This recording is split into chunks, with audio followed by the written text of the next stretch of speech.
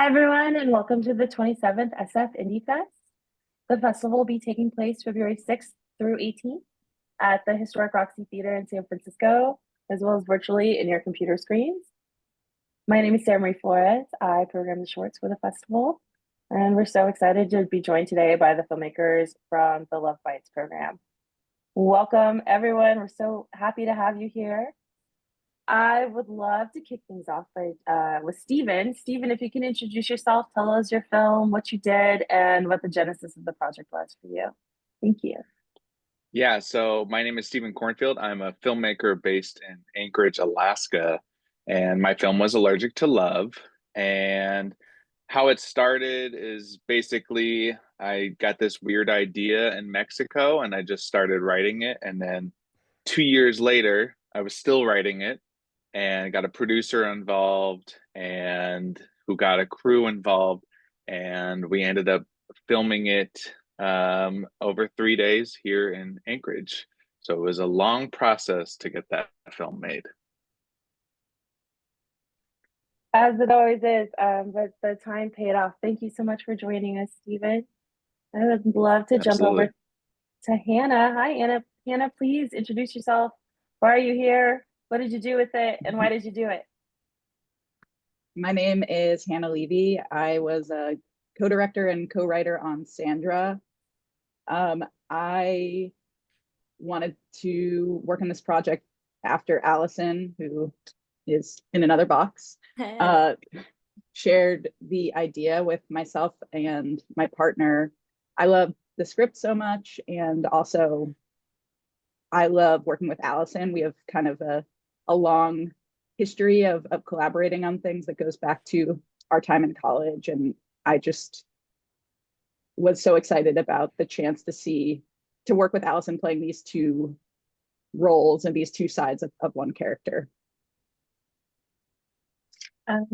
Awesome. Thank you so much. And Allison, please introduce yourself.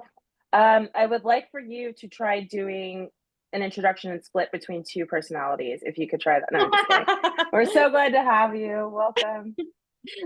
I'm not sure if I can nail that, but I'm Allison Janowski. I'm also in Los Angeles. And yeah, honestly, the original idea for the movie came because we lived in this space that had this like sort of unheard of basement. Like no one I know in LA has a space like that. And so I kind of wanted to work backwards and say, like, how can I use this and film something here? And then of course wanted to figure out how to sort of showcase myself and roles that I would be interested in playing. And so that's kind of where it took off from.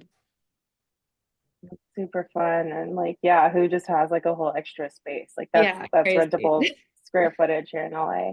Thanks so much for joining us. Yeah, thanks. And now I would love to jump over to Mateo. Please introduce yourself. Tell us which film you're here with, what your role was, and what the genesis was of the project. Hello, I'm Mateo.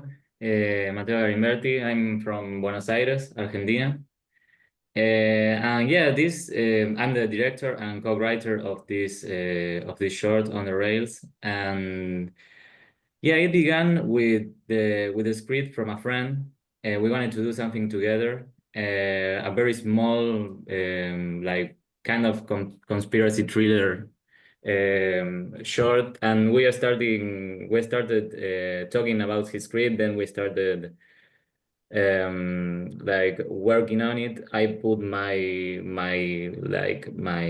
sort of style on it, and it came out as I said, like a really small project. Like we were 6 people on the team, and we shot it on over 2 weekends. So it was like a project out of a necessity to shoot something, you know. Oh, it's very ambitious and doesn't seem like it was could have been done so quickly because it's such a lush space that you create. So thank you so much. That's what we wanted to achieve. That was like you did it. You did it. Okay. Thank you. Now, Guido, please introduce yourself. Tell us about why you're here, what you did with it, and why you did it. Hi, everyone. My name is Guido Facito. I'm the composer of the On the Rails. It was my first project working with Mateo, and yeah, I knew the project. It was on, I think, correct me, Mateo, if I'm wrong, but I think it was in post-production where Mateo showed me the project, and I fell in love with it instantly. And it was such a great project to work on, because it was a very strange way to blend, because the objective with this short film was to blend music and ambience, which it was like the idea, like to sort and to dilute the limits of what music and ambience could be. And while not being perfect, I think that we achieved something really good, or at least I'm very proud of what we achieved. I Yeah, we think are. that pride is shared. You did a beautiful job. Thank you so much for joining us. I'm going to jump back over to Stephen. I would love to just talk to you about your approach to the kind of comedic timing within your film, especially with kind of the way you accentuate your story with animation. There's another film in the festival this year that has a similar approach, and that director called it emotional sprinkles when you'd bring in some of the animation. And I was love wondering if that. you could just talk about your use of comedy and the animation overlays that kind of accompany that. Yeah, that's a great question. Thank you. Comedic timing, I mean, I think it was just mostly in just the writing process. I had a very clear vision of this story because it's sort of my story mixed with a whimsical, weird concept. And so I just wanted it to be from myself. And I like to be silly and have fun, and comedy kind of is like something, a part of my background. And so I wanted to definitely include it into it. So the comedic timing, it also just came from the actors. The script was there, the dialogue was there, and the actors, we wanted to make sure had like an improv background, because I love improv. I think improv comedy is so terrifying and scary. But to actually get it and succeed and put it into a short film, I think is very rewarding for me. And so, yeah, that just came on set, I think. Just letting the actors kind of do their thing, and not micromanaging.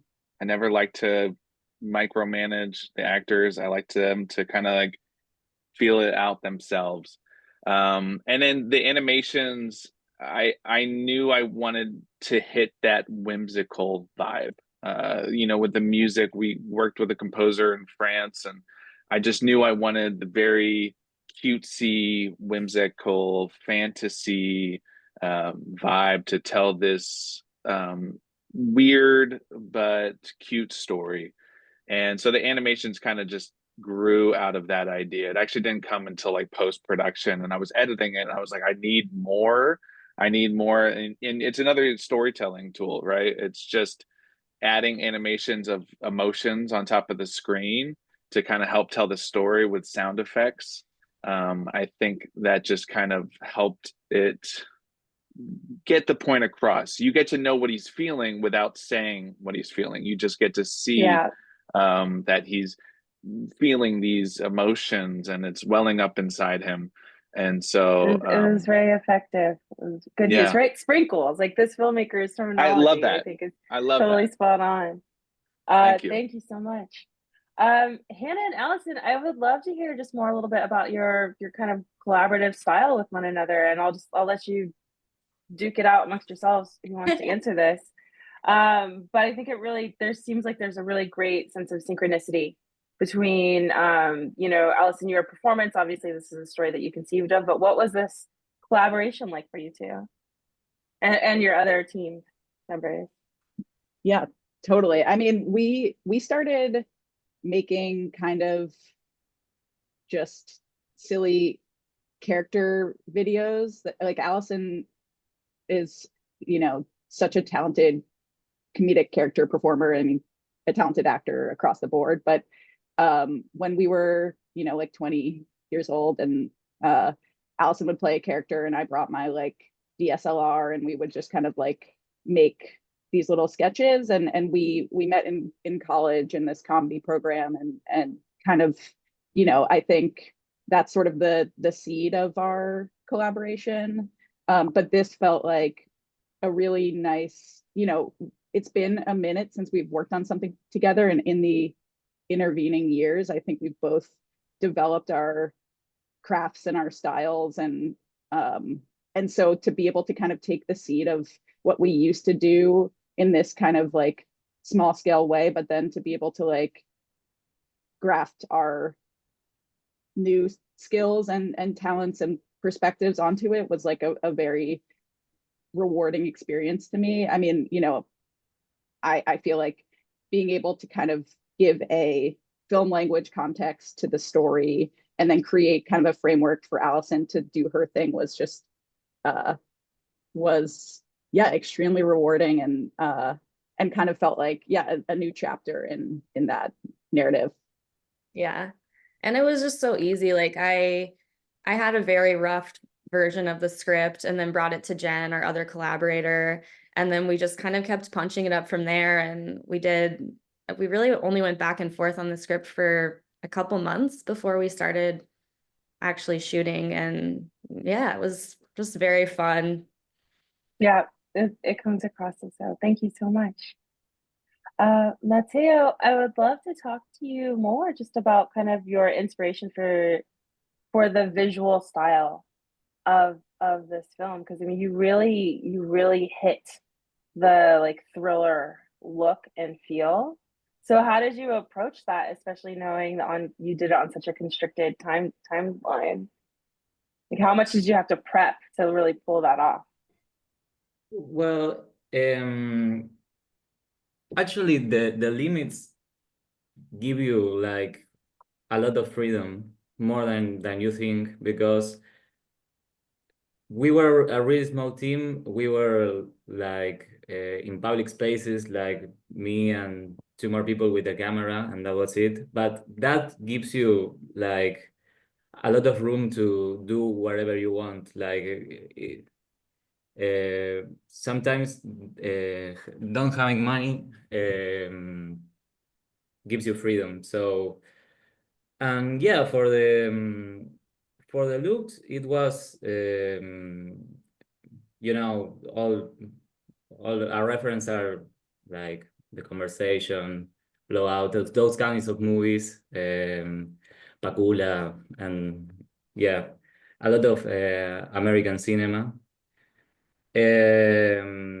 But yeah, we didn't prep much actually. We had some places we wanted to shoot, but it was mainly the subway. The subway, Mhm. we got it through our university. I studied Got at it. Universidad del Cine, and they give you some sort of the thing where you can shoot there. And yeah, it was mainly shooting at the subway, and again, it was a lot of just shooting maybe the subway coming and not knowing what I was going to do with that shot. Some yes, but many of it was like letting things happen on set.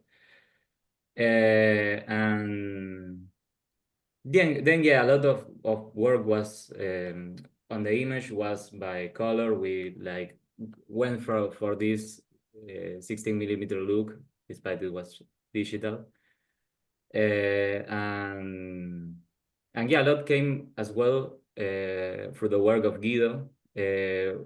Like it was important for us to mix like this private space with the public space in the Mhm. short film, and like that was what we worked on through the editing, the music, the sound, like all of that blends together.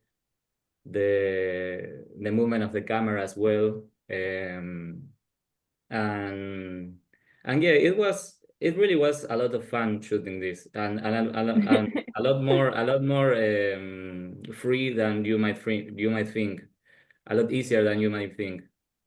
Oh, you're just bragging now, but thank you so much No, no, for joining us. really. And Guido, I would love to talk a little bit more about like what your process is. Like, Mateo mentioned like American cinema and like the conversation. How many of these films were you thinking about as you're preparing the score for the film? Surprisingly, we didn't think in references. I mean, he sent me the first draft of the short film, and I said, like, look, I think this is the way.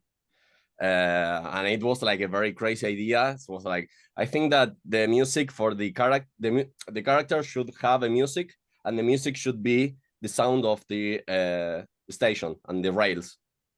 And he said, okay, well, let's go with it. And it was like, oh, now I need to stick with it. But yeah, that was the idea. I saw I tried to listen to the short film, and the short film said like, yeah, use the subway sounds. I mean, and they are very rich. And we then mixed with some scratching cymbals and percussion that gives that kind of texture that is very similar to the trains. And in that blending, we started crafting. So unfortunately and fortunately enough, there were no references. So there was a lot of room to explore and to test things. That's awesome. Thank you so much. I'm going to make my way back up to Hannah and Allison. I'd love you to just talk a little bit about Allison. Maybe this is mainly for you. What is it like to shoot the scenes where your one character is interacting with the other? Like how, like was somebody standing in? How did y'all approach that to not have it feel jarring? Yeah, we talked about it a lot and ultimately landed on like one of my best friends is also a great actor, and so we had her come, actually a couple of friends because she couldn't be there for the whole shoot, but came and read the lines with me so that I was actually acting off of another person. And then I think that really helped it come across. I hope that, when we spliced it all together, that I was acting with myself. Or actually reacting. So having somebody Yeah. there that I could actually be playing off of was really key in making it feel authentic. Yeah, it comes across. And Hannah, how was that in the edit when you all are really getting into the edit to like make sure everything's lining up? So, we approaching it from the beginning, we wanted to make sure that it would feel natural we wanted the viewer to not think about how we did it, or to just think about the fact that the same actor is playing two roles.